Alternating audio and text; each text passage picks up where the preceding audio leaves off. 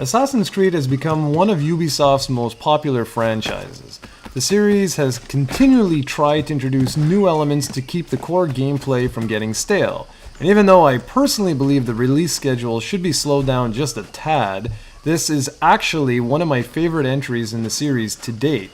Because, well, honestly, I'm a sucker for anything pirate related.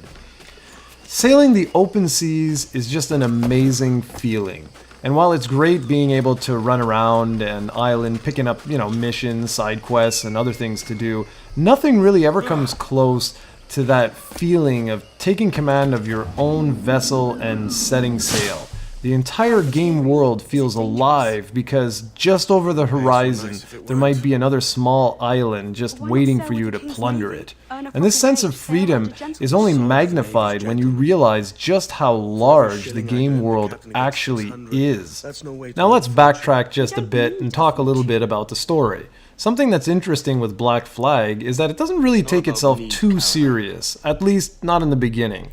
Players take on the role of Edward Kenway, a pirate whose main goal is to make as much money as possible so he can return to his home in England a more respectable man. He's not in this because of some secret order, he's in this because of some weird twist of fate that basically thrust his destiny upon him. And I really enjoyed this sort of let's just say more lighthearted, less edgy tale than some of the others in the series. It made it feel much more pirate-like, if that makes any sense. And the first-person real-world side of the story is also very entertaining, although I should mention it's mostly completely optional. As a new employee of Abstergo, you're charged with creating a new entertainment product based around Edward's life. But if you investigate the company enough, it's pretty awesome that you can find out more about the future of the Assassin's Creed series as a whole. And I love the nice play on Ubisoft Montreal. It really wasn't lost on me because, well, I've been there a couple of times myself. Moving back to the gameplay, it's broken up into your typical exploration, mission, side quests, etc. But what's unique here is that you can harvest resources in order to increase not only Edward's abilities, such as giving him another gun holster for example, but also your ship. You can find supplies just lying around hidden islands and just so much more. You might see something floating in the ocean, and if you actually investigate what that is, it could be a case of rum which you can sell and get money for. And it's these little offshoots that really offer you a nice break from the norm, and I found they really further your incentive to explore. And speaking of sea exploration and battle actually, the two are incredibly fun. And it's one of the key reasons why you'll want to keep updating the Jackdaw is because of the sea exploration and sea combat. But there's more to it too. There's a lot more choices that are introduced. For example, you might see a frigate off in the distance. Now, do you attack this thing and just, flat out destroy it? Or do you take it over, dismantle it for parts? Or do you actually send it off with your crew to do sort of like missions and increase your own wealth? And I love that because it really made you feel like the choices you made had some sort of substance to them, that they actually counted for something.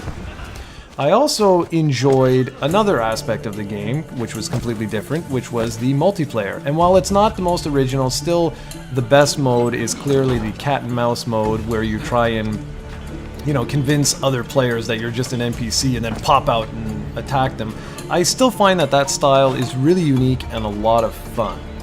And while I only played the current gen build so far, I actually received the PlayStation 3 version from Ubisoft. I gotta tell you guys that this is one of the nicest looking games released this year. It features stellar animation, fantastic draw distances, and just overall beautiful environments. It really is a joy to the senses. And speaking of all your senses, the audio package is equally as impressive. It features solid voice acting, an impressive soundtrack, and great sound effects. Overall, it really delivers the goods. When you're sailing the ocean, it's just great to hear the wind realistically rushing through your surround speakers. Now, not everything is wonderful.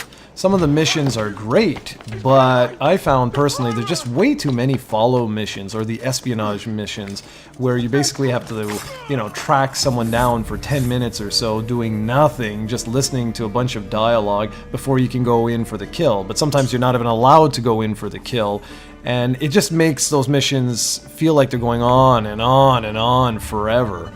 And, with games this massive, it's understandable that there might be, a couple of hiccups along the way.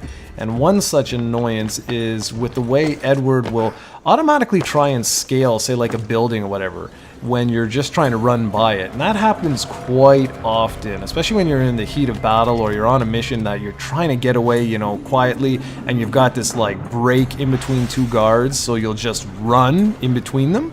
And there might be, there might be like a little shed or something like that that's just off to the side, and he'll automatically go for the shed to jump on its roof, and that causes you to get caught and get killed and have to restart the mission. And it's annoying when things like that happen.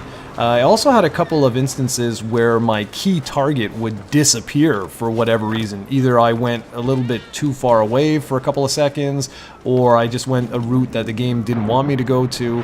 Those sorts of things don't happen all the time, but when they do happen, it's quite annoying. But you take everything together, and honestly, Assassin's Creed 4 Black Flag really manages to give everyone just this open world to explore in such a way that's never really been done before, at least in terms of this feeling of this open sea. And while I only played the PlayStation 3 version right now, I've got the PS4 version in standby, and I'm really curious to see how the visual improvements will draw me into this game world even more than this version did. For now, if you're looking for an excellent action-adventure game where you feel like just about anything is possible, Black Flag truly delivers the goods. For the full written review, hit up projectcoe.com.